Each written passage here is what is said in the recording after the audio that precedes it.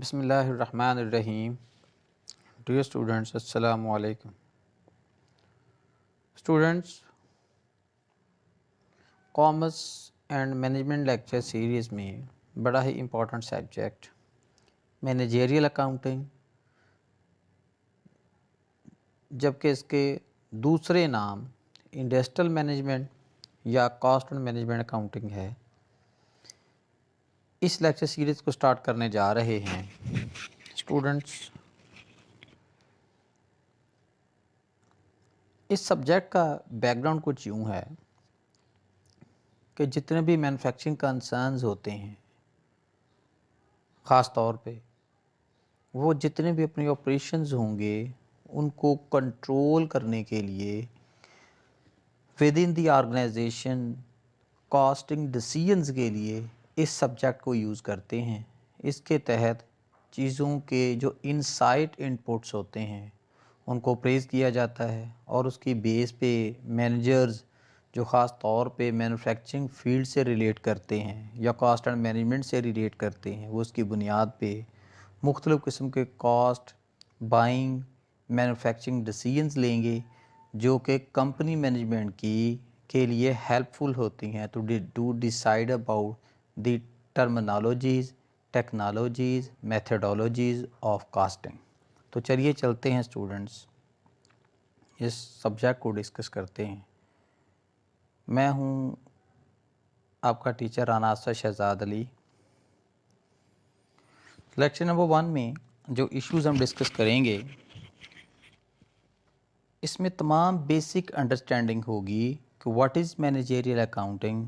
اور اس کا role business environment کے اندر کیا ہے، اور خاص طور پہ جو ادارے مینوفیکچرنگ کنسرنز ہوتے ہیں، مینوفیکچرنگ سے ریلیٹ کرتے ہیں، اس کے اندر اس کا رول ہوگا. تو لیکچر نمبر 1 میں ہمارے جو آؤٹ کمز ہوں گے اس میں سب سے پہلے ہم کسٹمر ویلیو پروپوزیشن کی بات کریں گے. یعنی مینوفیکچرنگ کنسرنز نے جو اپنے کسٹمر کو ویلیو دینی ہوتی ہے، یہ جتنا بھی مارکیٹ سٹرکچر ہوتا ہے یہ سارا مارکیٹ میں کسٹمر کی جو لائکنگ اینڈ ڈس لائکنگ ہے یا کسٹمر کی جو انٹینشن ہے اس کے گرد یا اس کے اراؤنڈ ایوالو کرتا ہے. تو ہم اس چیز کو اگنور نہیں کر سکتے. آج کا لرننگ آبجیکٹیو نمبر 2 ہمارا ہوگا آرگنائزیشن اسٹرکچر، کہ جب ایک مینوفیکچرنگ کنسرنز کے اندر آرگنائزیشن یا ہیرارکی ترتیب دی جاتی ہے تو اس میں اتھارٹیز کو کیسے پرکھا جاتا ہے، کیسے جانچا جاتا ہے اور ڈیزائن کیا جاتا ہے، اور اس میں کاسٹ اینڈ مینجمنٹ ڈپارٹمنٹ کا رول کیا ہوتا ہے اور کہاں ہوتا ہے. نمبر 3 آج کا جو ہمارا لرننگ آبجیکٹیو ہوگا وہ پروسیس مینجمنٹ کی بات کریں گے. جیسا کہ اسٹوڈنٹ سبھی جانتے ہیں کہ کاسٹ کاؤنٹنگ کے اندر 2 کاسٹنگ میتھڈز یوز کیے جاتے ہیں. پہلے کو ہم جاب آرڈر کاسٹنگ کا نام دیتے ہیں، جبکہ دوسرے ایلیمنٹ کو ہم پروسیس کاسٹنگ کا نیم دیتے ہیں. نمبر 4 لین پروڈکشن سسٹم کی بات ہوگی. جو واسٹ لیول پہ چیزیں پروڈیوس کی جاتی ہیں، بڑے لیول پہ، ان کو لین پروڈکشن سسٹم کہا جاتا ہے. اس نظام کے تحت زیادہ چیزیں اور ایک جیسی پروسیس کاسٹنگ سسٹم کو یوز کرتے ہوئے تیار کی جاتی ہیں، اور اس میں امپلائیز کے پاس جو ورکرز کام کر رہے ہوتے ہیں ایٹ ورک سائٹ، ان میں اس کی اسپیشلائزیشن ہوتی ہے. تھیوری آف کنسٹرینٹس، یعنی جب چیزوں کی حد بندی کی جاتی ہے تو کن چیزوں کو مد نظر رکھا جائے گا اور کن چیزوں کو اگنور کیا جا سکتا ہے. پھر 6 sigma quality management system improvement کی بات کریں گے. اس سسٹم کو ہم جب امپلیمنٹ کرتے ہیں تو اپنے آپریشنز کی کوالٹی کو مینٹین بھی کیا جا سکتا ہے اور امپروو بھی کیا جا سکتا ہے. Number 7 I am a guide lines for ethical behaviour, یعنی انسٹیٹیوٹ آف مینجمنٹ اکاؤنٹنٹس جو ورلڈ ریناؤنڈ انسٹیٹیوشنز ہیں وہ آپ کے لیے کچھ گائیڈ لائن، کچھ ایتھکس کا تعین کرتی ہیں کہ بینگ آ مینیجریل اکاؤنٹنٹ یا مینجمنٹ اکاؤنٹنٹ آپ کو کن چیزوں کو مد نظر رکھنا ہوگا، کن چیزوں کو پروفیشنل کنڈکٹ بنانا ہوگا تاکہ آپ ایفیشینٹ اور سکسیسفل پروفیشنل مینیجر بن سکیں. اور لاسٹ پہ ہم دیکھیں گے کارپوریٹ گورننس کی بات کریں گے کہ کارپوریٹ گورننس کا رول کیا ہوتا ہے اور اس کو امپلیمنٹ کرنے سے آرگنائزیشن کس کس قسم کے فائدے، بینیفٹس یا پریویلیجز گین کر سکتے ہیں. تو چلیے اسٹوڈنٹ چلتے ہیں. سب سے پہلے ہم اپنے آج کے پہلے لرننگ آبجیکٹیو کی طرف कस्टमर वैल्यू प्रोपोजिशन। अब कस्टमर वैल्यू प्रोपोजिशन का बैकग्राउंड कुछ यूँ है कि जितनी भी ऑर्गेनाइजेशंस चीज़ें प्रोड्यूस करती हैं या सर्विसेज को प्रोड्यूस करती हैं, तो उसमें जो कस्टमर का इंटेंट है या कस्टमर का फोकस जो है वो मद्देनज़र रखा जाता है। ज़ाहिर सी बात है कि जो बायर्स होते हैं वो अपनी प्रेफरेंसेस के मुताबिक चीज़ें परचेज़ करते हैं, तो हम इस इशू को कभी भी इग्नोर नहीं कर सकते। तो हमें इस चीज़ को ख़ास तौर पे मद्देनज़र रखना होगा। तो ये जो कस्टमर वैल्यू प्रोपोजिशन है, ये 3 चीज़ों के गिर्द जो इवॉल्व करता है। सबसे पहली चीज़ है कस्टमर इंटीमेसी स्ट्रेटजी, यानी कस्टमर को आपने इंगेज कैसे करना है, उसको मालूमात कैसे पहुंचानी है कि आप कौन सी चीज़ें और किस किस्म की चीज़ें प्रोड्यूस कर रहे हैं और कस्टमर इस चीज़ से किस किस्म का फ़ायदा उठा सकते हैं। तो कस्टमर इंटीमेसी स्ट्रेटजी में सबसे बुनियादी चीज़ जो समझने वाली है, understand and respond to individual customer needs, यानी इस तरह से मार्केट सर्वे करना, मार्केट एनालिसिस करना कि आप इस चीज़ को जांच लें कि कस्टमर की वांट्स, इनकी लाइकिंग, इनकी डिसलाइकिंग और जो ट्रेंडी गुड्स हैं उनको कैसे पॉपुलर किया जा सकता है। Number 2, operational excellence strategy. Customer value proposition के अंदर जो दूसरी चीज़ जो कि बेस है कस्टमर वैल्यू प्रोपोजिशन की, वो है ऑपरेशनल एक्सीलेंस स्ट्रेटजी, यानी जो चीज़ें आपने प्रोड्यूस करनी है कितने बेहतरीन, इफ़ेक्टिव और एफिशिएंट सिस्टम से गुजार के बनानी है ताकि कस्टमर का यकीन आपके ऊपर हो जाए। Deliver products and services faster, चीज़ों को जल्दी से और अच्छे तरीके से प्रोड्यूस करना है। मोर कन्वीनियंटली, बहुत आसानी के साथ। इसके अंदर ऑटोमेटेड प्रोसेसेस को यूज़ किया जा सकता है, टेक्नोलॉजी की सपोर्ट ली जा सकती है। एंड आ लोअर प्राइसेस, और कस्टमर फोकस करते हुए लोगों की बाइंग पावर को, लोगों की मार्केट इन्वॉल्वमेंट को देखते हुए चीज़ों को कम रखा जाता है ताकि ज़्यादा से ज़्यादा कस्टमर के नेट तक आप पहुंच सके और चीज़ों को, क्वालिटी को बेहतर बनाते हुए उनकी प्राइसेस को डाउन करके लोगों की बाइंग पावर की पहुंच के अंदर रहते हुए चीज़ें मुहैया की जा सकें। तीसरी चीज़ जो कस्टमर वैल्यू प्रोपोजिशन में इम्पॉर्टेंट होती है और इसका थर्ड पार्ट कहलाती है, वो प्रोडक्ट लीडरशिप स्ट्रेटजी, यानी चीज़ें इतनी अच्छी होनी चाहिए कि इफ़ेक्टिव प्रोडक्ट के अंदर लोगों की प्रेफरेंसेस के अंदर उनकी एक जगह बन जाए और वो टॉप पे आ जाएं। ऑफ़र हायर क्वालिटी प्रोडक्ट, और अमूमी तौर पे इसमें ये देखा जाता है, जो कि ज़ाहिर सी बात है, जो पढ़े लिखे या इंटेंट कस्टमर्स होते हैं वो हाई क्वालिटी प्रोडक्ट को पसंद करते हैं। हाई क्वालिटी प्रोडक्ट के अंदर चीज़ों के मुख्तलिफ फ़ीचर्स को मद्देनज़र रखा जाता है। मसलन उनकी डिज़ाइन स्ट्रेटजी बेहतर होती है, उनकी ड्यूरेबिलिटी बहुत अच्छी होती है, उनके कलर्स बड़े अच्छे सेलेक्ट किए जाते हैं, जो यूज़र इंटरफेसेस होते हैं या फीचर्स होते हैं उनको मैक्सिमाइज्ड किया जाता है। हमारा लर्निंग जो ऑब्जेक्टिव नंबर 2 है, ऑर्गेनाइजेशन स्ट्रक्चर। ऑर्गेनाइजेशन स्ट्रक्चर उस डिज़ाइन को कहा जाता है कि जिसके अंदर हम अपनी मैनेजमेंट के तीनों लेवल्स को डिज़ाइन करते हैं, उनको उनकी प्रेफरेंसेस दी जाती हैं, उनके दरमियान रिस्पॉन्सिबिलिटीज़ एंड ड्यूटीज़ की असाइनमेंट की जाती है, और उनको जो मैनेजमेंट के 3 लेवल्स होते हैं यानी upper level, middle level and lower level पे उनको प्लेस किया जाता है और स्पेसिफिक जो फंक्शंस होते हैं, जो ड्यूटीज़ होती हैं, उनके हवाले की जाती हैं। Decentralisation is the delegation of decision making authority through out an organisation, यानी डिसेंट्रलाइजेशन एक अमल है कि जिसके तहत हम अथॉरिटी को मुख्तलिफ पर्सोनल्स के दरमियान, मुख्तलिफ प्रोफेशनल्स के दौरान या दरमियान तकसीम करते हैं, उनकी स्पेशलिटी देखते हुए, उनका एक्सपीरियंस देखते हुए और उनके काम करने की एफिशिएंसी को देखते हुए। और ये एक बड़ी अच्छी टेक्निक है कि जिसके तहत आप काम को जब मुख्तलिफ लोगों को ऑथोराइज़ कर देते हैं, डेलीगेट कर देते हैं, तो वो काम को बेहतरीन अंदाज में कर सकते हैं, बजाय इसके कि एक ही अथॉरिटी के पास सारे इख्तियारात हों, जिसमें टाइम डिले हो सकता है, स्पेशलाइजेशन लूज़ हो सकती है और बहुत से नुकसानात हो सकते हैं। सबसे अहम बात जो है, फ़ैसला साजी का अमल सेंट्रलाइजेशन के अमल में लेट हो जाता है, जबकि डिसेंट्रलाइजेशन में हर मैनेजर, हर शख्स अपनी अपनी पहुंच में रहते हुए चीज़ों को डिज़ाइन करता है। کارپوریٹ آرگنائزیشن اسٹرکچر کے اندر سب سے پہلے بورڈ آف ڈائریکٹر ہوتا ہے، جیسا کہ ٹاپ میں آپ کو یہ ہیرارکی نظر آ رہی ہے۔ مختلف قسم کے لوگ، مختلف ڈائیورسٹی سے ریلیٹ کرنے والے، مختلف رنگ، نسل اور کلچر سے بلونگ کرنے والے لوگ ایک جگہ پہ اکٹھے ہو سکتے ہیں اگر ان کو افیکٹولی ڈیزائن کیا جائے اور ان کے درمیان کام کی تقسیم پروفیشنل مینر میں کی جائے، ان کے ایکسپیرینس، ان کے انٹرسٹ اور ان کی ورکنگ اسپیشلائزیشن کو مد نظر رکھتے ہوئے، تو پھر ان سے حاصل ہونے والی پروڈکٹ یا پروڈکٹیوٹی کو میکسیمائز کیا جا سکتا ہے۔ جیسا کہ آپ کے سامنے ایک آرگنائزیشن سٹرکچر نظر آ رہا ہے، اس میں ٹاپ لیول پہ سب سے پہلے بورڈ آف ڈائریکٹرز ہوتے ہیں، جس میں مختلف فیلڈز جو کہ ایک آرگنائزیشن کو چلانے کے لیے مختلف ڈپارٹمنٹس ہوتے ہیں، ان کے نمائندگان ہوتے ہیں، ان کے ڈائریکٹرز ہوتے ہیں۔ جسٹ لائک مارکیٹنگ ڈپارٹمنٹ کا جو ہیڈ ہوگا وہ مارکیٹنگ ڈائریکٹر ہوگا، فائنینس ڈپارٹمنٹ کا جو ہیڈ ہوگا وہ فائنینس ڈائریکٹر ہوگا۔ اس طرح سے ایچ آر ڈائریکٹر اس میں بیٹھتا ہے، آئی ٹی کا ڈائریکٹر اس میں بیٹھتا ہے۔ اسی طرح جتنے بھی آپریشنز ہوتے ہیں یا پروکیورمنٹس یعنی پرچیز کا ہوگا وہ بھی اس میں بیٹھے گا۔ تو اس طرح سے جو ہائیسٹ اتھارٹی ہوتی ہے ایک آرگنائزیشن کے اندر، ایک آرگنائزیشن یا ایک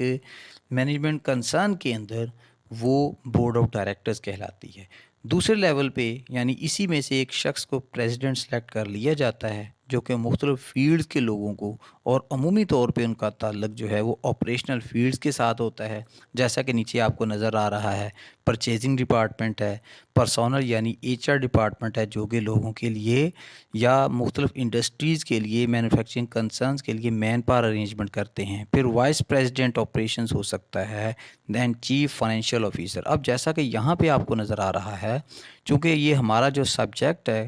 کاسٹ اینڈ مینجمنٹ اکاؤنٹنگ یا مینجمنٹ اکاؤنٹنگ، یہ اس سے ریلیٹ کرے گا۔ چیف فائنینشیل آفیسر کے نیچے دو ڈپارٹمنٹ کام کرتے ہیں، ایک ٹریجرر کا جو کہ کیش ارینجمنٹ کرتا ہے، کیش ہینڈلنگ کرتا ہے، دوسرا کنٹرولر ہوگا۔ اب یہ کنٹرول فنکشنز کے اندر مینجمنٹ اکاؤنٹنگ ڈپارٹمنٹ آتا ہے، جو اسپیسیفکلی ایک مینوفیکچرنگ کنسرن جو چیزیں پروڈیوس کر رہے ہوتے ہیں، یعنی را مٹیریل کو کنزیوم کرتے ہوئے جو فنش گڈز پریپیئر کرتے ہیں for the customers or users, اس کو ہم مینیجریل اکاؤنٹنگ ڈپارٹمنٹ کہتے ہیں۔ تو ان کے جتنے بھی ایتھکس ہوتے ہیں، ان کے جتنے بھی پروٹوکولز ہوتے ہیں، ورکنگ ایفیشنسیز ہوتی ہیں، اور ان کے لیے ایک کارپوریٹ کلچر کنسٹرکٹ یا بلڈ کر کے دینا اسی ڈپارٹمنٹ کی ڈیوٹی ہوتی ہے۔ ہمارے آج کے لیکچر کا تھرڈ آبجیکٹیو جو ہے وہ ہے پروسیس مینجمنٹ، یعنی ہم یہاں پہ دو نظاموں کی وضاحت کریں گے۔ جیسا کہ میں نے لیکچر کے انٹرو میں آپ کو بتایا تھا کہ کاسٹ اکاؤنٹنگ کے اندر یا مینجمنٹ اکاؤنٹنگ کے اندر دو قسم کے سسٹم جو ہیں وہ کام کرتے ہیں، جس کو پہلے کو ہم جاب آرڈر کاسٹنگ سسٹم کا نام دیتے ہیں، جبکہ دوسرے کو ہم پروسیس کاسٹنگ سسٹم یا پروسیس مینجمنٹ کا نام دیتے ہیں۔ اب دونوں نظاموں کی اپنی اپنی خصوصیات ہیں، اپنی یوزیبلٹی اور اپنی اپنی پرفارمنسز ہیں۔ اگر ہم جاب آرڈر کاسٹنگ کی بات کرتے ہیں تو اس کے اندر ایک اسپیسیفک ڈیزائن یا اسپیسیفک کوالٹی سے بلونگ کرتی ہوئی چیزیں بنائی جاتی ہیں، اور جب وہ آرڈر یا ان کی کوانٹٹی مینوفیکچر ہو جاتی ہے تو نیا آرڈر چلا دیا جاتا ہے۔ جبکہ پروسیس کاسٹنگ کے اندر ایک جیسی چیزیں جسٹ لائک لین پروڈکشن سسٹم وسیع پیمانے پہ یا میسو پیمانے پہ ان کو تیار کیا جاتا ہے، اور ایک ہی سسٹم، ایک ہی نظام، ایک ہی آٹومیٹڈ اسٹریٹجی استعمال کی جاتی ہے۔ اور عمومی طور پہ یہ مینوفیکچرنگ سٹائل یا کاسٹنگ سسٹم وہاں پہ یوز کیا جاتا ہے جہاں پہ بہت بڑے پیمانے پہ ایک جیسی چیزیں تیار کی جاتی ہیں، just like Atlas Honda Pakistan limited ہے یا نیسلے پاکستان لمیٹڈ ہے، جو ایک جیسی چیزیں سال ہر سال سے پروڈیوس کر رہے ہیں اور بڑی مقدار میں، بڑی تعداد میں تیار کیے ہی جا رہے ہیں۔ تو سب سے پہلے ہم یہ دیکھتے ہیں، چونکہ آج کے لرننگ آبجیکٹو میں ہم نے یہ کو پروسیس مینجمنٹ کو لکھا ہے، تو ہم اسی کو دیکھتے ہیں۔ اب یہ ہے کیا؟ A business process is a series of steps، یعنی ایک ایسا عمل کہ جو مختلف مراحل پہ مشتمل ہوتا ہے، that are followed in order to carry out، کہ جن کو فالو کیا جاتا ہے اس مقصد کو مد نظر رکھتے ہوئے کہ کچھ ٹاسک یا ایکٹیویٹی کو پرفارم کیا جائے۔ some task in a business، یعنی بزنس کو رن کرنے کے لیے، بزنس کو چلانے کے لیے کچھ سٹینڈرڈ یا اسٹریٹیفائڈ ایکٹیویٹیز ڈیسائیڈ کر لی جاتی ہیں، اور ان کا مقصد یہی ہوتا ہے کہ ادارے کے جو طے شدہ مقاصد ہیں یا ورکنگ پروٹوکولز ہیں ان کو فالو کیا جائے اور ان سے گزار کے چیزوں کے عوامل کو مکمل کیا جائے۔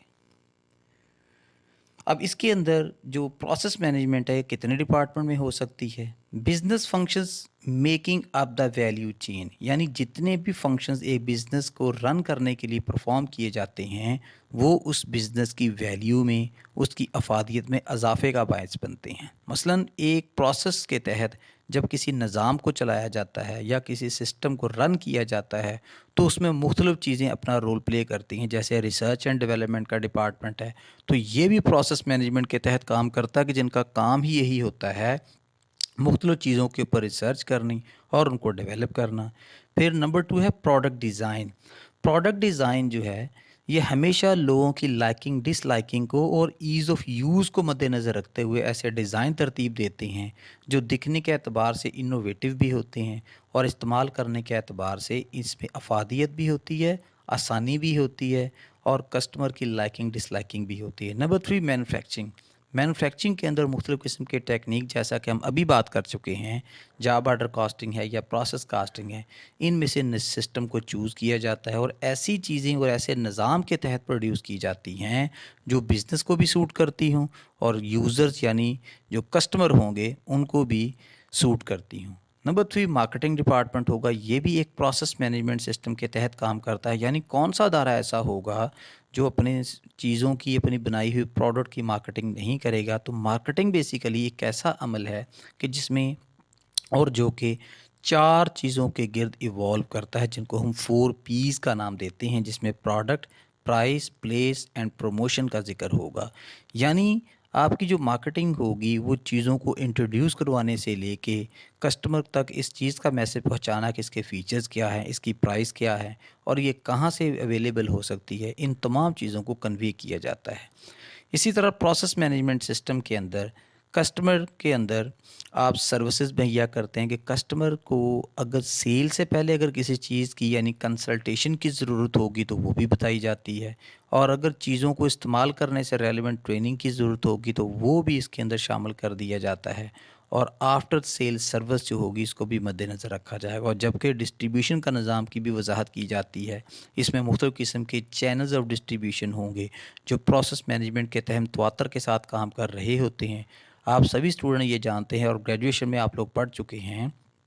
کہ ڈائریکٹ اور انڈائریکٹ مختلف قسم کے چینلز یوز ہوتے ہیں جو چیزوں کو مینوفیکچرر سے لے کے اور اینڈ یوزر تک پہنچانے کا باعث بنتے ہیں۔ تو ان تمام چیزوں کے اندر پروسیس مینجمنٹ سسٹم کو خاص طور پہ مد نظر رکھا جاتا ہے، یعنی جب ایک جگہ پہ کام ہو رہا ہوگا تو پروسیس کے تحت اس کی ایک اسپیسیفک سٹیج ہوتی ہے، اسپیسیفک سپاٹ ہوتا ہے ان کا، اور وہ سپاٹ تواتر کے ساتھ اور ہمیشہ کے لیے کام کرتا رہتا ہے، جس کی وجہ سے کام کو کرنے میں ایز بھی پیدا ہوتی ہے اور جو اس ورک کو یا اس فنکشن کو پرفارم کر رہے ہوتے ہیں ان کی اسپیشلائزیشن میں بھی اضافہ ہوتا ہے۔ ٹریڈیشنل پش مینوفیکچرنگ کمپنی، جیسا کہ اب پش کسی چیز کو مطلب دبانے سے ریلیونٹ ہے۔ ٹریڈیشنل پش مینوفیکچرنگ کیا ہے؟ لارج انوینٹریز، یعنی بڑے پیمانے پہ جو چیزیں جو ہیں وہ پروڈیوس کی جاتی ہیں۔ اب وہ صرف پروڈیوس کرنے کا ہی نام نہیں ہے، اس لارج انوینٹری کے لیے ہمیں 3 قسم کی انوینٹریز مینٹین کرنا پڑتی ہیں۔ سب سے پہلے تو ہم را مٹیریل کی بات کرتے ہیں، یعنی را مٹیریل کی پرچیزنگ کو، اس کی ہینڈلنگ کو، اس کی اسٹورنگ کو ریگولیٹ کیا جاتا ہے تاکہ آپ کا مینوفیکچرنگ کا عمل جس کے لیے ہمیں بیسک انپٹ یعنی را مٹیریل کی ضرورت ہوتی ہے اس میں کسی قسم کی رکاوٹ نہ آ سکے۔ دوسری انوینٹری جو ہم مینیج کرتے ہیں وہ سیمی فنش گڈس کے، جن کو ٹیکنیکلی ورک ان پروسیس کا نام دیا جاتا ہے، اس کو ہینڈل کرنے کا نام ہے، یعنی چیزیں ایسی جو 80%، 85% یا 90% مکمل ہو چکی ہوں، اسٹل اس کے اوپر کچھ کام پرفارم کرنے والا ہو تو ان چیزوں کو یعنی نامکمل چیزوں کو ورک ان پروسیس کا نام دے دیا جاتا ہے۔ جبکہ تیسرے پیمانے پہ یا تیسرے لیول پہ جو ہم انوینٹری مینیج کرتے ہیں وہ فنش گڈس کہلاتی ہیں، یعنی یہ تیار شدہ چیزیں ہوتی ہیں اور ready for the use or to sell in the market ہوتی ہیں۔ اس کے اوپر فردر کسی پروسیسنگ کی یا ایکٹیویٹی کو پرفارم کرنے کی ضرورت نہیں ہوتی، اور اس انوینٹری کو عمومی طور پہ مارکیٹنگ ڈپارٹمنٹ کے حوالے کر دیا جاتا ہے۔ اب را مٹیریل جو ہے اویٹنگ ٹو بی پروسیسڈ، جو را مٹیریل انوینٹری آپ کے پاس یعنی ٹریڈیشنل پش سسٹم میں پڑی ہوتی ہے وہ اس انتظار میں ہوگی کہ کب اس کو پروڈکشن کے عمل میں بھیجا جائے، اور جتنی کمی اس کو ایشو کرنے سے ہو جاتی ہے اس کے سپلائر کو پھر آرڈر دے دیا جائے اس کو منگوانے کے لیے۔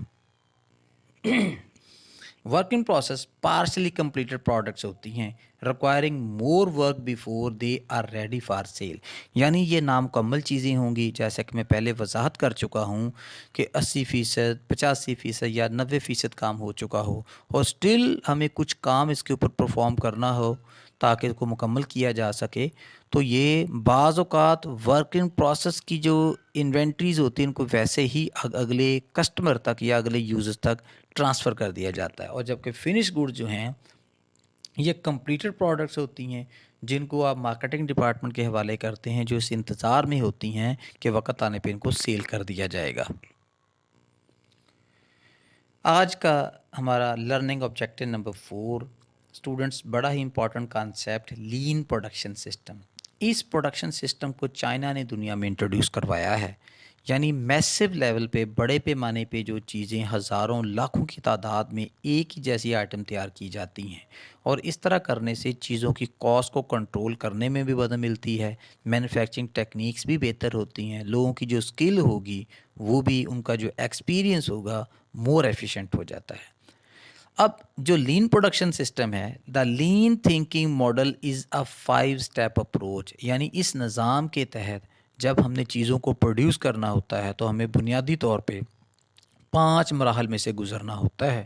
پہلا مرحلہ، identify value in specific product اور سروسز، یعنی آپ نے پہلے مرحلے پہ اس نظام کی وضاحت کرنی ہے کہ فلاں قسم کی چیز ہم بنانے جا رہے ہیں یا فلاں سروسز کو پروڈیوس کرنے جا رہے ہیں، اس کا رول کیا ہوگا، یہ اس کو کیا افادیت دے سکتی ہے، اور اگر اس سسٹم کو یوز کرتے ہیں تو ہمیں کس قسم کے بینیفٹس حاصل ہو سکتے ہیں۔ نمبر 2،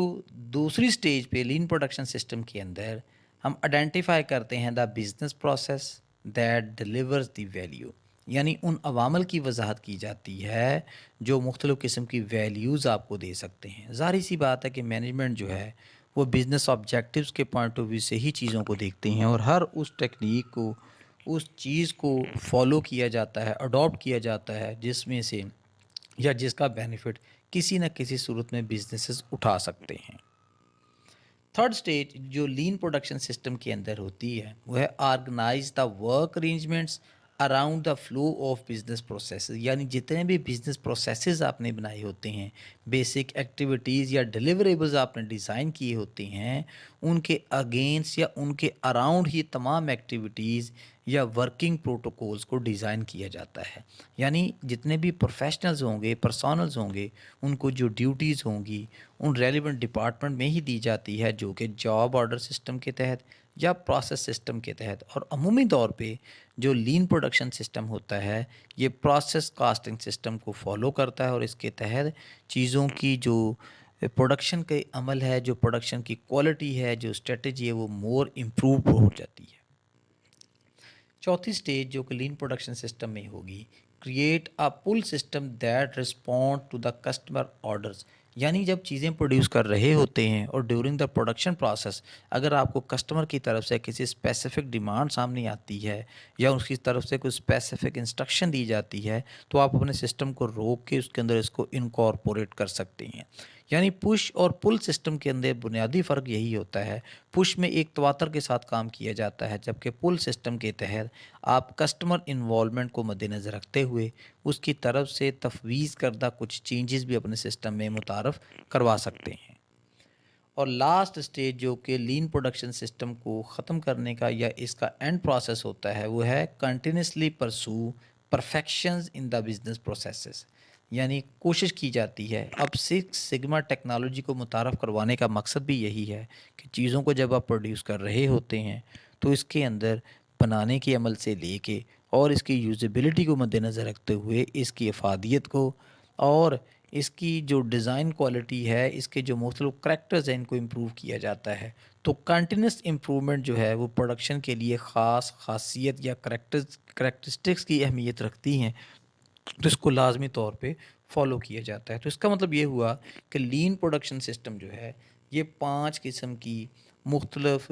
ویلیو ایڈڈ ایکٹیویٹیز پہ مشتمل ہوتی ہے، اور کسی ایک ایکٹیویٹی کو بھی اگر ہم اگنور کر دیتے ہیں یا شارٹ کر دیتے ہیں تو وہ اس نظام کی یا اس پروڈکشن کی یا اس سسٹم کے اندر ڈی ویلیوشن کا باعث بنتی ہے۔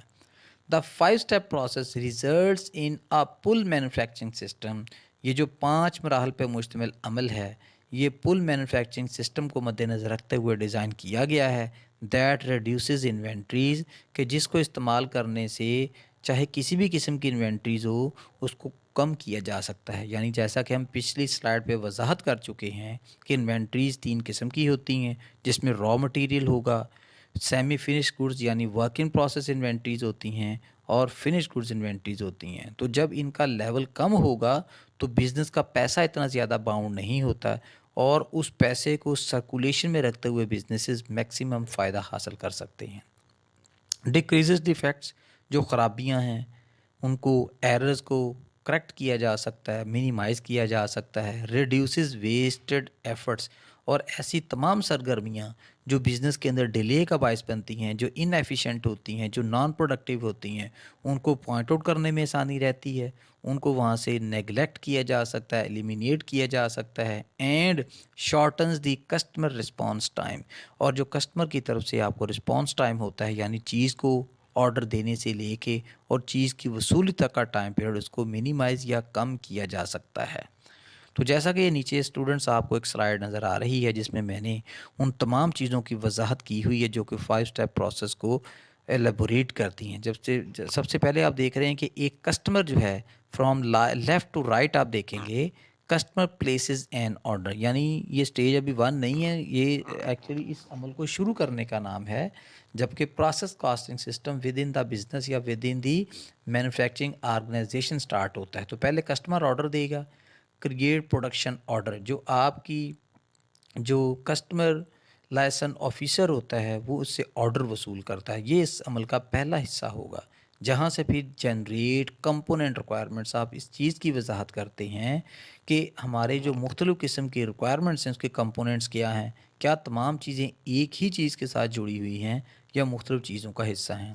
اسی طرح اس سے اگلا مرحلہ ہے کمپوننٹس اینڈ آرڈرڈ، آپ اس کے عوامل کی، اس کے جتنے بھی انگریڈینٹس ہیں یا اس کے کانٹینٹ، ان کی وضاحت کرتے ہیں، اور آرڈر جو ہے اس کو جسٹیفائی کرتے ہیں۔ نمبر 4 اسٹیپ پہ production begins as parts arrive, جیسے جیسے آپ کو مختلف حصے پہنچتے جاتے ہیں ویسے ویسے آپ ان کی پروڈکشن کو سٹارٹ کر دیتے ہیں۔ یعنی جو ڈیزائن فیز ہوتا ہے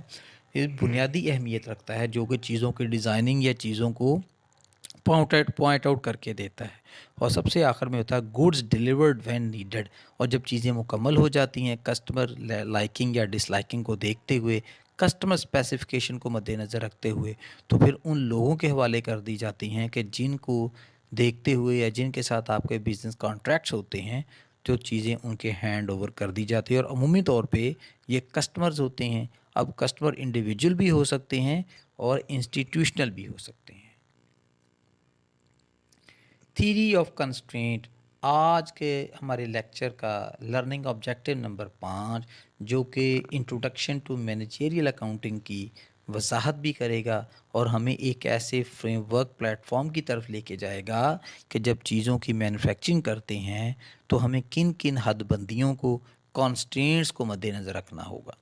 یہ constraint also called a bottleneck, یعنی کسی چیز کے اندر ایک لمیٹیشن جو ہوتی ہے کہ آپ اس لمیٹیشن سے باہر نہیں جا سکتے، ان کو کانسٹرینٹ کہتے ہیں۔ از اینی تھنگ، یہ کوئی بھی ایسی چیز ہو سکتی ہے that prevents you from getting more of what you want, یعنی آپ کو ان تمام عوامل کے پیچھے بھاگنا، اس کو جسٹیفائی کرنا، اس کو کلیریفائی کرنا اور انڈرسٹینڈ کرنا کہ آپ اپنی چیزوں کی ویلیو میں اضافہ کیسے کر سکتے ہیں، لیکن with in the budgeted time, with in the budgeted period and with in the budgeted cost. آپ ان تمام ورکنگ پروٹوکولز کو مد نظر رکھتے ہوئے بھی کام پرفارم کرتے ہیں، اور کسی بھی کام کی جو اسکوپ ہوتا ہے اس کو آپ منیمائز نہیں کر سکتے۔ The theory of constraint is based on, یہ تھیری جو ہے اس حقیقت پہ یا اس عمل پہ بیس کرتی ہے، آن دا آبزرویشن دیٹ، اور اس میں یہ مشاہدہ شامل ہے افیکٹولی مینیجنگ دا کنسٹرینٹ از دا کی ٹو سکسیس. اور اگر تمام پیرامیٹرز کو جو آپ کے لیے حد بندی کا باعث بنتے ہیں، جیسا کہ میں نے پہلے وضاحت کرتی ہیں، اس میں ٹائم بھی ہو سکتا ہے، میٹیریل اویلیبلٹی بھی ہو سکتی ہے، اسکل اویلیبلٹی بھی ہو سکتی ہے، اور سب سے اہم بات کہ جو آپ کے پاس ایک خاص انسٹرکشنز ہوتی ہیں ان سے آپ باہر نہیں جا سکتے. دا constraint in a system is determined by the step that has the smallest capacity. اب constraints کا تعین کون کرتا ہے؟ اس کو معلوم کیے کہ کیسے کیے جا سکتا ہے؟ is the step that has the smallest capacity. یعنی ایک ایسا عمل کہ جس کو اگنور بھی نہیں کیا جا سکتا لیکن اس کا رول بھی بڑا منیمم لیول پہ آپ کو نظر آتا ہے. تھیوری آف کانسٹرینٹ کو مزید ایلیبوریٹ کرتے ہیں اور ان عوامل کی وضاحت کرتے ہیں کہ جب ہم کانسٹرینٹ ڈیولپ کرتے ہیں، ان کو ارینج کرتے ہیں اور ان کو آئیڈینٹیفائی کرتے ہیں تو ہمیں کن کن مراحل سے گزرنا پڑ سکتا ہے. Only actions that strengthen the weakest link in the chain improve the process. یعنی ایک عمل کے درمیان جتنی بھی ایکٹیویٹیز ایک دوسرے کے ساتھ انٹر ریلیٹڈ ہوتی ہیں، ہم ان کی اسٹرینتھ اینڈ ویکنیسز کو دیکھتے ہیں، اور ایک عمل کی جو اسٹرینتھ ہوتی ہے وہ دوسرے عمل کی ویکنیسز کو امپروو کرنے میں مدد کرتی ہے. تو اس وجہ سے جو انٹیگریٹڈ لنکس ہوتے ہیں ان کو ڈیولپ کیا جاتا ہے تاکہ کانسٹرینٹس کی جو منیمائزیشن ہے اس کو میکسیمائز کیا جائے. اس میں پہلا مرحلہ جو ہوتا ہے کانسٹرینٹ ڈیولپمنٹ کے اندر وہ ہے آئیڈینٹیفائی دا ویکیسٹ لنک. سب سے پہلے پہچان کی جاتی ہے کہ اس تمام پروسیس کے اندر ویکیسٹ لنک کون سا ہے کہ جس کی وضاحت کرنے کی ضرورت ہوگی، جس کو انڈرسٹینڈ کرنے کی ضرورت ہوگی اور وہاں پہ زیادہ فوکس کرنا چاہیے. Number 2، allow the weakest link to set the tempo. دوسرے عمل میں ایک خودکار نظام کے تحت آپ سمالسٹ یا ویکیسٹ لنک کو اتنی اتھارٹی دیتے ہیں کہ وہ اپنا ایک ٹیمپو بلڈ اپ کر سکے. یعنی ٹیمپو یہ ہے کہ ایسی ایفرٹس کو وہاں پہ انٹروڈیوس کروائے کہ جس سے اس کی افادیت میں، اس کی ورکنگ کیپیبلٹی کے اندر اور پرفارمنس کے اندر بہتری لائی جا سکے. تیسرا مرحلہ جو کانسٹرینٹ ڈیولپمنٹ کے اندر ہوگا، focus on improving the weakest link. یعنی آپ کی توجہ اس چیز پہ ہونی چاہیے کہ جس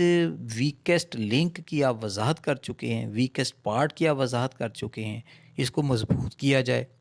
اس کے اندر اسٹرینتھ جو ہے وہ لائی جائے. اور لاسٹ عمل جو کہ تھیوری آف کانسٹرینٹس کی وضاحت کرتی ہے وہ ہے ریکگنائزنگ دیٹ. اس چیز کی پہچان کرنا اور اس کو ایڈمائر کر لینا، دا weakest link is no longer so, کہ ویکیسٹ لنک ہمیشہ ویک نہیں رہے گا. جیسا کہ ہم کسی چیز پہ فوکس کرنا جب شروع کر دیتے ہیں تو اس کی تمام ناکامیوں پہ، اس کی شارٹ فالز پہ، شارٹ کمنگز پہ قابو پایا جا سکتا ہے. تو جب کسی چیز کو اب ان نوٹسڈ رکھیں گے تو پھر تو اس کے اوپر فیزیبلٹی بھی نہیں بن سکے گی، اس کی بہتری بھی نہیں آ سکے گی. لیکن جب چیزوں پہ فوکس کرنا شروع کر دیتے ہیں تو ان کے اندر بہتری لائی جا سکتی ہے. تو تھیوری آف کانسٹرینٹس بیسیکلی ہمیں ایک حد بندی کے اندر، ایک بجٹ یا لمٹ کے اندر رہتے ہوئے چیزوں کو پرفارم کرنا، ورک کو بہتر بنانا، چیزوں کو پروڈیوس کرنا اور کسٹمر فوکس کے اوپر چیزیں پروڈیوس کرنے پہ ہماری مدد کرتی ہے.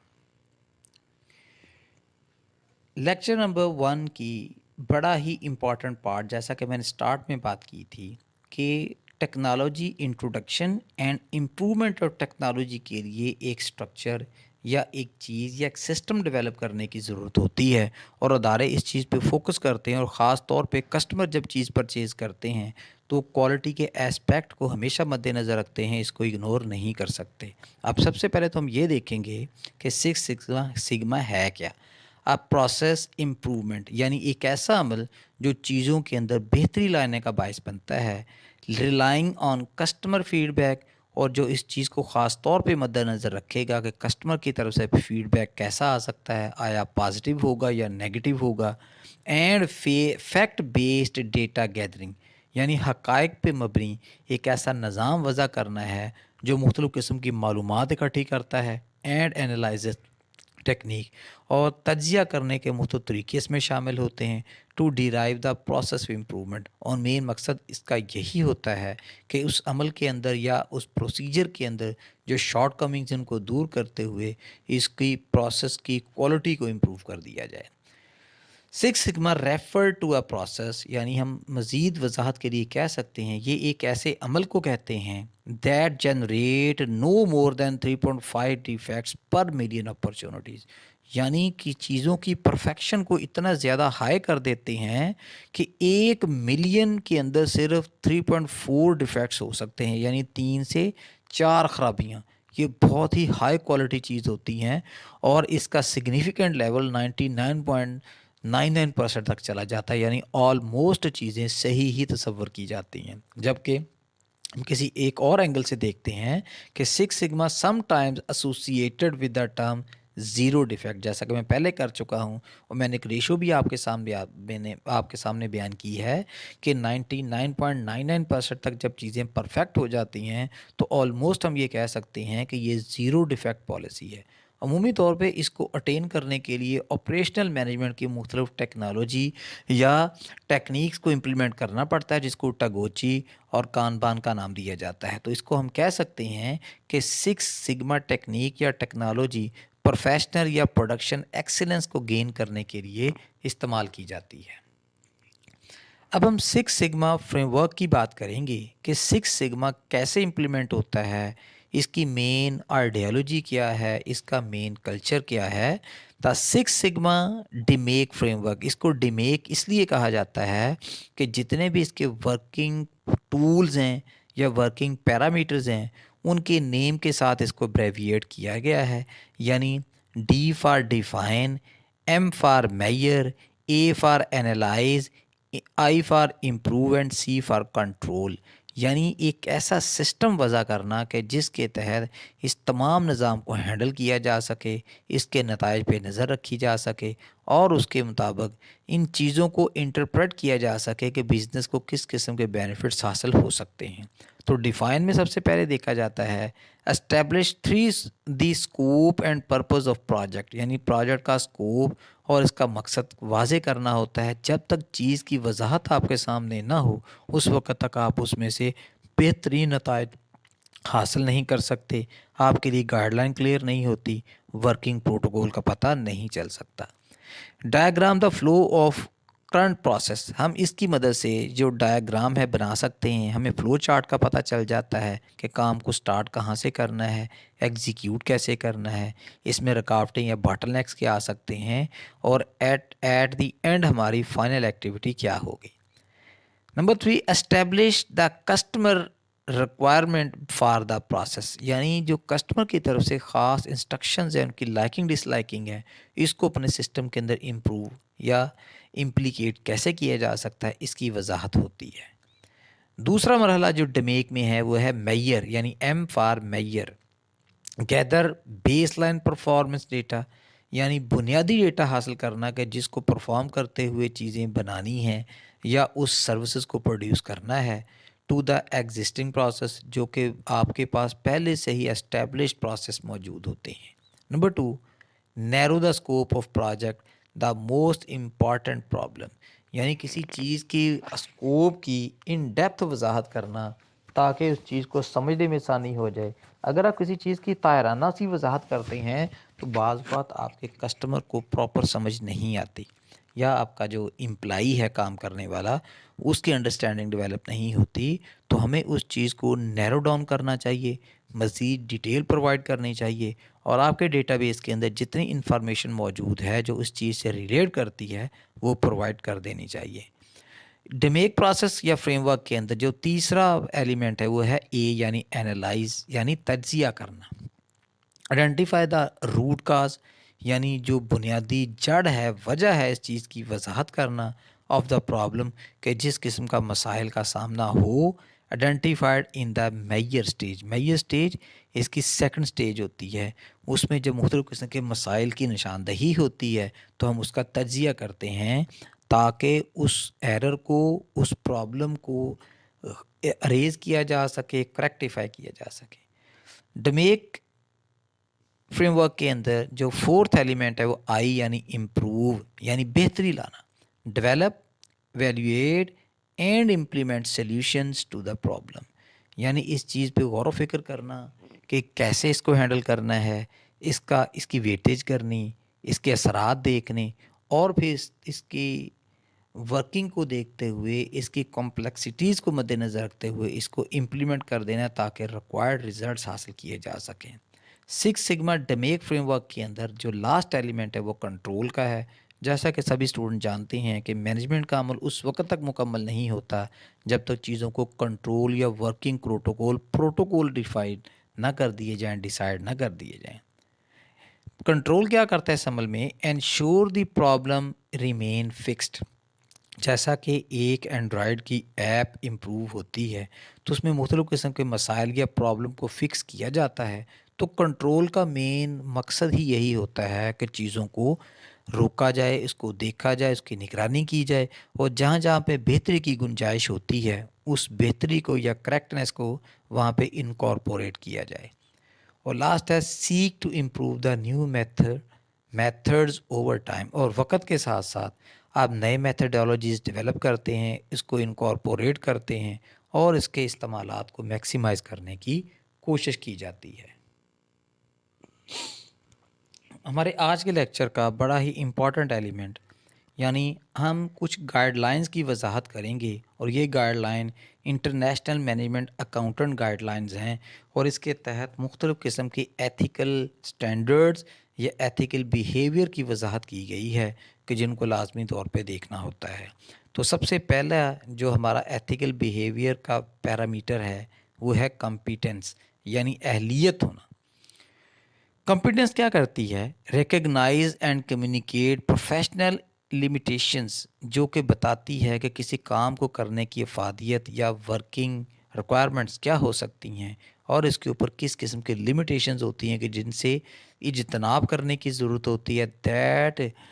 پریکلیوڈ رسپانسبل ججمنٹ۔ اور ہم پہلے سے ہی اندازہ لگا سکتے ہیں کہ اس کا جو تجزیہ ہوگا، اس کی جو ججمنٹ ہوگی، وہ کن مد نظر یا چیزوں کو مد نظر رکھتے ہوئے کی جاتی ہے۔ یعنی کمپیٹنسی ایک جاننے کا عمل ہے، ایک آپ کی انٹیلیجنس ہے،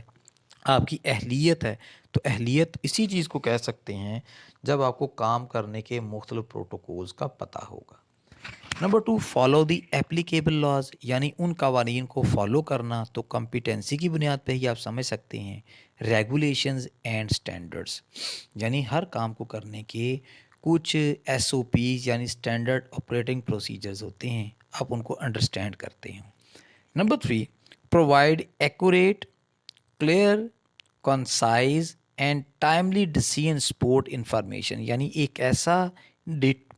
ڈیٹا بیس اسٹیبلش کرنا کہ جہاں پہ اس کام سے ریلیونٹ ہر قسم کی معلومات، انفارمیشن، ڈیٹا ریڈیلی اویلیبل ہو، تاکہ جیسے ہی آپ کو کسی مسائل کا سامنا ہو آپ اس کا حل یا اس کا سلوشن تفویض کر سکیں۔ اور لاسٹ عمل جو کمپیٹنسی کے لیے ہو سکتا ہے وہ ہے مینٹین پروفیشنل کمپیٹنس، یعنی پروفیشنل کمپیٹنس کا مطلب ہے ایک ایسا آپ ایکسپیرینس گین کریں مختلف سنیریوز کے اندر رہتے ہوئے، مختلف جگہوں پہ کام کرتے ہوئے، کہ آپ پروفیشنل کانڈکٹ کو مینٹین کر سکیں۔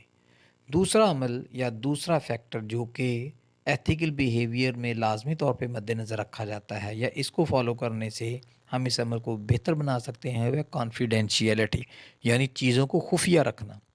یہ پروفیشنل کنڈکٹ ہونا چاہیے کہ آپ جس آرگنائزیشن میں کام کر رہے ہوں اس کے اندرونی معاملات کو آپ اپنے تک ہی محدود رکھیں گے، اور ان کے جو سیکرٹس ہوتے ہیں ان کو کسی کے سامنے جو ہے وہ ڈسکلوز نہیں کرنا چاہیے۔ Do not disclose confidential information, یعنی ایسی معلومات جو کسی ادارے کی اسٹرینتھ یا ویکنیسز ہو سکتی ہیں، unless legally obligated to do so، حتیٰ کہ آپ کو کسی قانونی بوشکافی کا سامنا ہو یا آپ یہ چیز دیکھیں کہ قانون ریکوائر کر رہا ہو، تو پھر ہی آپ صرف ان چیزوں کی وضاحت کر سکتے ہیں۔ نمبر 2، انشور دیٹ کانفیڈینشیلٹی میں اس چیز کو ممکن بنایا جاتا ہے، اشور کیا جاتا ہے، subordinate do not disclose confidential information, یعنی صرف خود ہی معلومات کو لیک نہیں کرنا بلکہ معلومات کو اتنا فول پروف بنانا ہے کہ آپ کے سبارڈینیٹس، آپ کے ماتحت عملہ بھی اس انفارمیشن کو مس یوز نہ کر سکیں اور اس کو کسی کے سامنے ڈسکلوز نہ کر سکیں۔ Number 3، do not use confidential information for in ethical اور اللیگل ایڈوانٹیج، یعنی کانفیڈینشیلٹی کا تقاضا یہ بھی ہے کہ اس معلومات کو صرف بزنس تک محدود رکھا جائے اور کسی ایسی جگہ پہ استعمال نہ کیا جائے کہ اس کے استعمالات آپ غیر قانونی بنا دیں یا آپ اس کو غیر اخلاقی تصور کریں۔ اور جیسا کہ ہم نے شروع میں بات کی ہے کہ بزنس کی ہر فیلڈ کے اندر اپنے اپنے متعین کردہ ایتھکس موجود ہیں، اور ان کی جو پریکٹیشنر ہیں ان کو چاہیے کہ ان ایتھکس کو لازمی طور پہ فالو کریں۔ ایم اے گائیڈ لائن یعنی ایتھیکل بیہیویئر میں جو تھرڈ کریکٹر ہے یا تھرڈ پیرامیٹر ہے اس کو انٹیگریٹی کا نام دیا جاتا ہے۔ انٹیگریٹی پروفیشنل مینر میں ایمانداری کے ساتھ کام کرنے کا نام ہے۔ mitigate conflicts of interest and advise other of potential conflict، یعنی جہاں جہاں پہ اختلاف رائے آ سکتی ہے مختلف ورکنگ پرسونلز کے درمیان، اس کو آپ نے مینج کرنا یا حل کرنے کی کوشش کرنی ہے اپنی بہترین صلاحیتوں کو بروئے کار لاتے ہوئے۔ انٹیگریٹی کیا ہے؟ Abstain from activities that might discredit the profession, یعنی ایسی تمام حرکتوں سے باز رہنا ہے یا ایسی چیزوں کو پریکٹس نہیں کرنا جو آپ کے شعبے کی، آپ کی شخصیت کی، آپ کے ڈپارٹمنٹ کی ڈی فیم کا باعث بنتی ہے۔ اور اسی طرح لاسٹ ہے refrain from conduct that would prejudice carrying out the duties ethically, یعنی ایک ایسا عمل یا ایسا ورکنگ پروفیشنل بیہیویئر اڈاپٹ کرنا ہے کہ آپ کو کام کو دیکھ کے سارے کہیں کہ آپ اچھے طریقے سے پروفیشنل مینر میں کام کر رہے ہیں یا کروا رہے ہیں، جو آپ کے سبارڈینیٹ ہوں یا آپ کی ورکنگ ٹیم ہو وہ آپ سے موٹیویشن لے کہ how to tackle these tasks. Number fourth element جو کہ ایتھیکل بیہیویئر میں لازمی طور پہ مد نظر فیکٹر کے طور پہ دیکھا جاتا ہے وہ ہے کریڈیبلٹی، کسی چیز کا قابل بھروسہ ہونا۔ Communicate information fairly and objectively, جو معلومات آپ نے اکٹھی کی ہوتی ہیں یا آپ نے مینٹین کی ہوتی ہیں اس کو ایمانداری کے ساتھ اور کسی خاص مقصد کے تحت ہی آپ کسی کو دے سکتے ہیں، بغیر مقصد یا بغیر کسی پرپز کے اس انفارمیشن کو استعمال نہیں کیا جا سکتا۔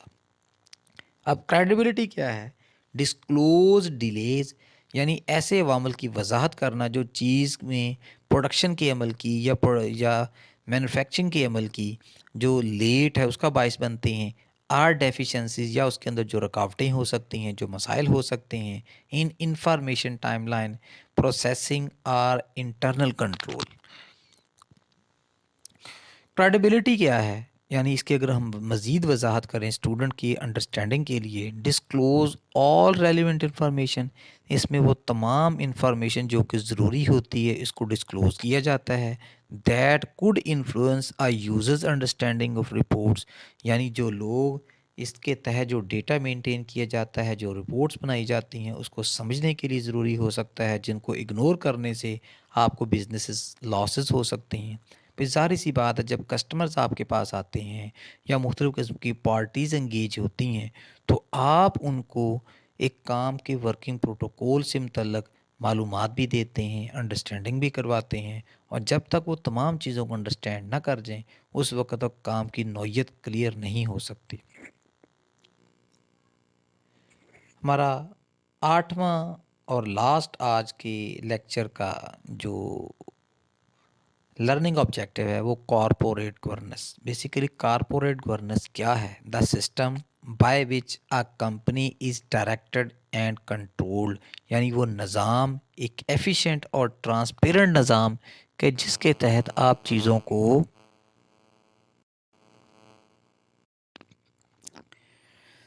یعنی کارپوریٹ گورننس ایک ایسا سسٹم ایڈوائز کرتا ہے کہ جس کے تحت چیزوں کو فیئرلی، ٹرانسپیرنٹلی کنٹرول کرنا، شو کرنا، مینیج کرنا، تاکہ آپ کی آرگنائزیشن کی بھی بہتری ہو، جو رپورٹنگ ریکوائرمنٹس ہیں ان کا نتیجے بھی آپ کی فیور میں ہوں، اور جتنے بھی یوزرز آف انفارمیشن ہو سکتے ہیں ان کو فیئر اور ایکوریٹ انفارمیشن مل سکے تاکہ بہتر فیصلہ سازی کی جا سکے۔ اب یہ کارپوریٹ گورننس کے اندر جو انگیج لوگ ہوتے ہیں اس میں سب سے پہلے تو بورڈ آف ڈائریکٹرز ہوتے ہیں، یعنی آپ کی مینجمنٹ ہیرارکی کے اندر جو ہائیسٹ اتھارٹیز ہوتی ہیں وہ مختلف قسم کے انسینٹیوز یا مانیٹرنگ فار ٹاپ مینجمنٹ کرتے ہیں، یعنی وہ ایسی تمام انسٹرکشنز دیتی ہیں، ایسے ایتھیکل کنڈکٹ جو ہیں ان کی وضاحت کرتے ہیں کہ how to conduct the management activities. جتنے بھی لوگ ایچ یا انڈیویجول ڈپارٹمنٹ میں کام کرتے ہیں ان کے لیے مختلف چیزوں کی وضاحت کی جاتی ہے. اور ٹاپ مینجمنٹ جو ہے ان چیزوں کو پھر to pursue objectives of stockholders اس چیز کو ایکسپلین کرتی ہے کہ ہم نے ٹاپ مینجمنٹ یا اسٹاک ہولڈر یا اسٹیک ہولڈر مختلف جو انگیج ہوتے ہیں ان کے آبجیکٹیوز کو کیسے اٹین کرنا ہے. اچھا، ان دا نیٹ شیل اگر ہم اس چیز کی وضاحت کریں کہ کارپوریٹ گورننس کیا ہے،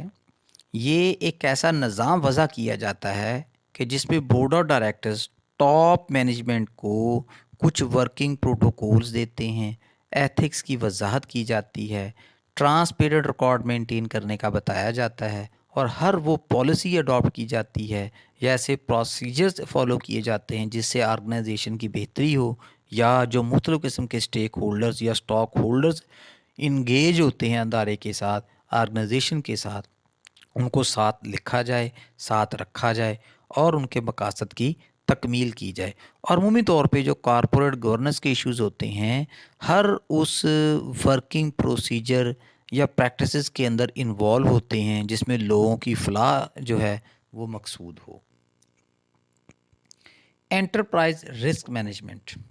اہم ایشو ہے. کارپوریٹ گورننس اگر بہتر ہوگی تو آپ رسک کو آئیڈینٹیفائی بھی کر سکتے ہیں، اس کو ہینڈل بھی کر سکتے ہیں، اس کو کنٹرول بھی کر سکتے ہیں. اب انٹرپرائز رسک مینجمنٹ ایک تواتر کا عمل ہے کہ جس میں پروسیس یوزڈ ایک ایسا عمل جس کو استعمال کیا جاتا ہے by a company to proactively identify and manage risk. یعنی ان عوامل کی، ان پیرامیٹرز کی وضاحت پہلے ہی کر دی جاتی ہے کہ جس کی وجہ سے رسک کریٹ ہو سکتا ہے یا آرگنائزیشن کو مختلف قسم کے مسائل کا سامنا کرنا پڑ سکتا ہے. اچھے بزنس پروفیشنلز جو ہوتے ہیں، پرفارمر جو ہوتے ہیں، ان کی اسٹریٹجی ہمیشہ پرو ایکٹیو ہوتی ہے. یعنی آنے والے وقت کی وہ پہلے سے ہی اسیسمنٹ کر لیتے ہیں کہ اس میں کس قسم کی مسائل کا سامنا ہو سکے گا. یعنی اب رسک ہے کیا؟ بیسک رسک مختلف قسم کی اس کنڈیشنز میں مختلف قسم کی آپ کو مسائل کا سامنا کرنے کو کہہ سکتے ہیں.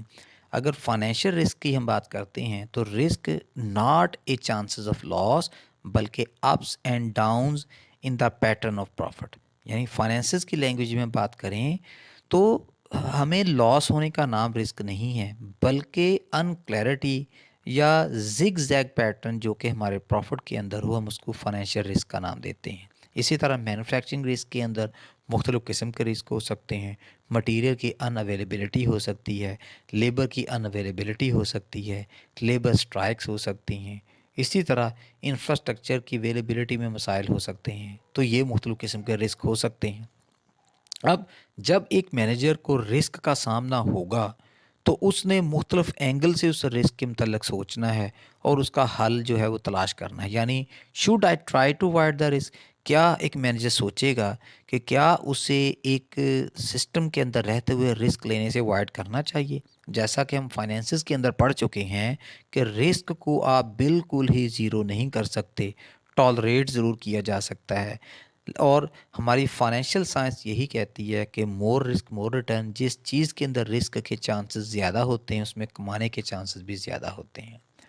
شیئر دا رسک، کیا ہمیں شیئر جو رسک ہے اپنی مینجمنٹ کے اندر یا اپنی مینوفیکچرنگ پارٹس کے اندر تقسیم کر دینا چاہیے؟ ایکسیپٹ دا رسک، کیا ہمیں رسک کو ایز اٹ از قبول کر لینا چاہیے یا اس کو منیمائز کرنا چاہیے، یعنی reduce the risk. Once a company identify its risk, پہلے یعنی ایک دفعہ جب ایک کمپنی اپنے لیے رسک کی اسیسمنٹ کر لیتی ہے، اس کی پہچان کر لیتی ہے، perhaps the most common risk management tactics, اور عام طور پہ یہی ایک ٹیکنیک ہوتی ہے کہ ایک عمل جس سے آپ پہلے گزر چکے ہوں اس میں اگر کسی قسم کے مسائل کا سامنا رہا ہو تو اس کی وضاحت کی جاتی ہے، از ٹو ریڈیوس دا رسک. پھر کوشش مینیجر کی یا پریکٹیشنر کی یہی ہوتی ہے کیونکہ رسک کی وجہ سے نقصان ہو سکتے ہیں، کام کا ڈیلے ہو سکتا ہے، باٹل نیکس پڑ سکتے ہیں. تو کوشش یہی کی جاتی ہے کہ رسک کو کم سے کم کیا جائے بائی امپلیمنٹنگ اسپیسیفک کنٹرولز، مختلف قسم کے کنٹرول متعارف کروانے سے. اس کے لیے ٹیکنالوجی کی سپورٹ لی جا سکتی ہے، سافٹ ویئر کی سپورٹ لی جا سکتی ہے، ہارڈ ویئر کی سپورٹ لی جا سکتی ہے. یعنی ان تمام چیزوں کو یا ان تمام پروسیجرز کو کہ جس کے تحت رسک کریٹ ہوتا ہے، رسک کا سامنا کرنا پڑ سکتا ہے، تو ہم ان عوامل کو یا پروسیسز کو آٹومیٹ کرنے کی کوشش کرتے ہیں تاکہ خود کار نظام کے تحت رسک کی اسیسمنٹ بھی ہو جائے، اس کو کنٹرول بھی کر لیا جائے۔ کارپوریٹ سوشل رسپانسبلٹی یہ ایک بڑی ہی امپورٹنٹ پریکٹسز ہیں جو مختلف قسم کے بزنس انسٹیٹیوشن میں، بزنس آرگنائزیشن میں پرفارم کی جاتی ہیں۔ سب سے پہلے تو ہم یہ جانیں گے کہ what is corporate social responsibility. Corporate social responsibilities کو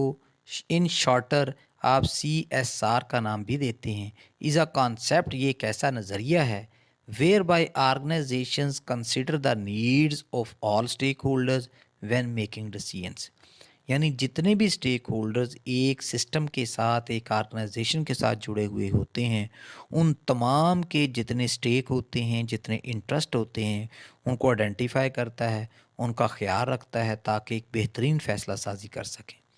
اب مختلف قسم کے جو اسٹیک ہولڈرز ہوتے ہیں، جو ایک سسٹم کے ساتھ جڑے ہوئے ہوتے ہیں کہ جن کے لیے ہمیں کارپوریٹ سوشل رسپانسبلٹی کے کانسیپٹ کو انکارپوریٹ کرنا پڑتا ہے، وہ کیا ہوتے ہیں؟ اس کے لیے کسٹمر بھی اسٹیک ہولڈر ہوتے ہیں، امپلائیز بھی اسٹیک ہولڈرز ہوتے ہیں، سپلائر کے جن سے ہم نے چیزیں پرچیز کرنی ہوتی ہیں، یعنی روٹین پرچیزز کرتے ہیں، وہ بھی بزنس کے لیے اسٹیک ہولڈرز ہیں۔ کمیونٹیز، یعنی جن چیزوں کو یا جس کمیونٹی یا جس نظام کو، جس سوسائٹی کو آپ فیسیلیٹیٹ کرتے ہیں اسپیسیفک نوعیت کی چیزیں بنا کے یا اسپیسیفک نوعیت کی سروسز پروڈیوس کر کے۔ اسی طرح اسٹاک ہولڈر، جن لوگوں نے بزنس میں سرمایہ کاری کی ہوتی ہے، ان کے لیے بھی ایک ایسا نظام وضع کیا جاتا ہے تاکہ ان کی لائکنگ ڈس لائکنگ کو اور ان کے جتنے بھی انٹرسٹ ہوتے ہیں ان کو سیف گارڈ کیا جائے۔ اور سب سے اینڈ پہ ہوتے ہیں environmental and human rights advocates, یعنی ماحول کو بہتر کرنے کے پوائنٹ آف ویو سے، لوگوں کو مختلف قسم کی یوٹیلیٹیز یعنی فائدے پہنچانے کے پوائنٹ آف ویو سے اس طرح کا سسٹم ڈیولپ کیا جاتا ہے کہ جس کو ہم کلیکٹیولی کارپوریٹ سوشل رسپانسبلٹی کا نام دیتے ہیں۔ CSR یعنی customer corporate social responsibility extends beyond legal compliances, اس کو ہم قانونی حوالے سے بھی دیکھتے ہیں، اور جب بھی اس کو امپلیمنٹ کرتے ہیں تو یہ اس چیز کو انشور کیا جاتا ہے کہ کسی بھی علاقے، کسی بھی سوسائٹی کے اندر امپلیمنٹڈ رولز اینڈ ریگولیشن کو وائلیٹ نہ کیا جائے، اور اس میں جو خاص طور پہ جو لا کی اسپرٹ ہے اس کو مد نظر رکھا جاتا ہے۔ ٹو انکلوڈ والنٹری ایکشنز، اس کے اندر تمام ایسے رضاکارانہ کام بھی شامل ہو سکتے ہیں یا کیے جا سکتے ہیں that satisfy stake holder expectation, جو کہ مختلف قسم کے اسٹیک ہولڈر جو ایک سسٹم یا نظام کے ساتھ جڑے ہوئے ہوتے ہیں ان کو مطمئن کرنے کا باعث بنے، ان کی فلاح کے لیے کام کر سکیں، اور ایسی تمام چیزیں جس سے سوسائٹی کے اندر اطمینان کا جو پہلو ہے وہ واضح ہو، اس نظام میں کسٹمر یا کارپوریٹ سوشل رسپانسبلٹی کو متعارف کروایا جاتا ہے۔ تو اس طرح سے اسٹوڈنٹس، ہم نے آج کا جو بیسک یعنی بنیادی لیکچر رکھا تھا جس میں ہم نے مینیجیریل یا مینجمنٹ اکاؤنٹنگ کے مختلف